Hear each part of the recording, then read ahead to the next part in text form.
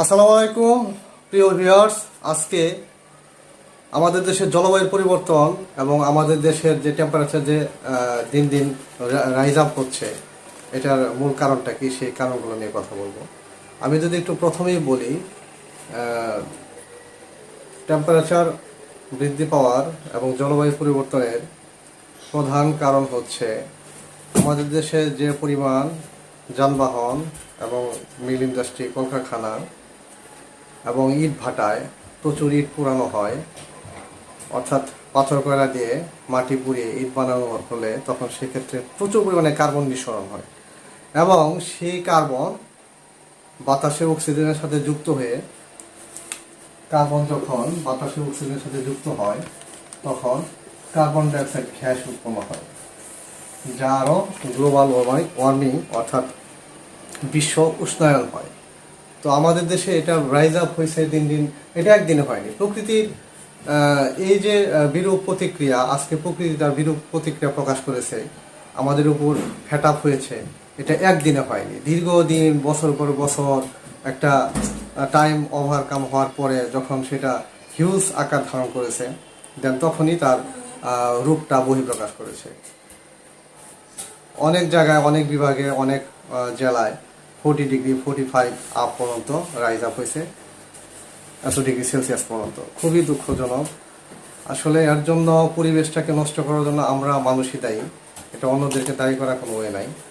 আমরা যত দিন নিজেরা ভবিষ্যতের দিকে আগাচ্ছি, অর্থাৎ ডেভেলপ হচ্ছি বা ডিজিটালাইজড বলি বা আমরা মডার্ন টেকনোলজি বলি, যত আমরা আপডেট হচ্ছি তত আমাদের উপর এই ধরনের প্রক্রিয়াগুলোর মধ্যে থেকে আমাদের কি কার্বন নিঃসরণ করছে।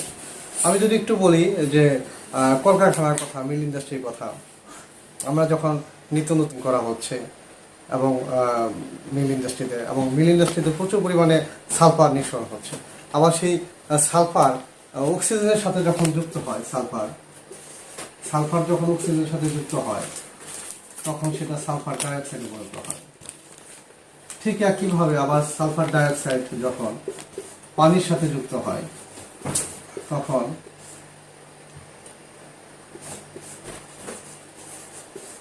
সালফিউরাস অ্যাসিডে পরিণত হয়, যা এবং সালফিউরিক অ্যাসিড থেকে পরবর্তী সেটা সালফিউরিক অ্যাসিডে পরিণত হয়, যা আমাদের পরিবেশ এবং মাটি পানির জন্য খুবই অস্বাস্থ্যকর এবং air pollution, water pollution, soil pollution এভাবে ক্রিয়েট হয়। তো এই যে দিনের পর দিন এরকম ক্রিয়েট হচ্ছে। আর একটা সময় দেখতাম প্রচুর পরিমাণে, একটা সময় কোনো ইট ভাটাই ছিল না, এখন এত পরিমাণে গ্রাম অঞ্চলে এদিক সেদিকে কী পরিমাণ ইট ভাটা রয়েছে সেটা বলা বাহুল্য নয়।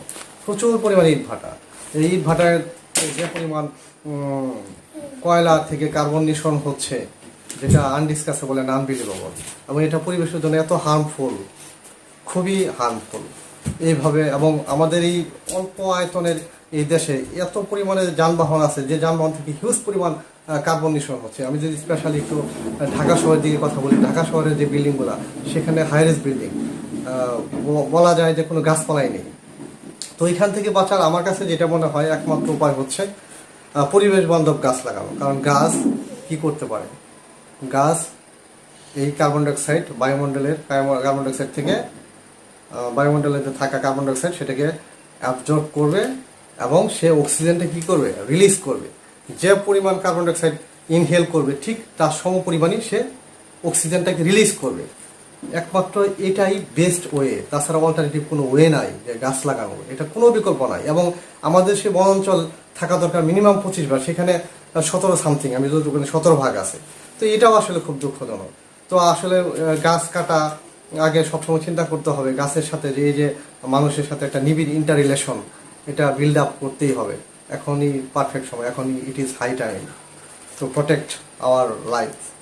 তো আমার একটাই কথাই, আমরা যেন পরিবেশ বান্ধব গাছ লাগাই এবং নিজেরা বি কনসাস হই যার যার জায়গা থেকে। এবং শুধু গভর্নমেন্টের উপর চাপিয়ে দিলে হবে না, আমাদের কাজ প্রত্যেকেরই যার যার জায়গা থেকে দায়িত্বশীল হতে হবে। তো থ্যাংক ইউ ভেরি মাচ। আসসালামু আলাইকুম।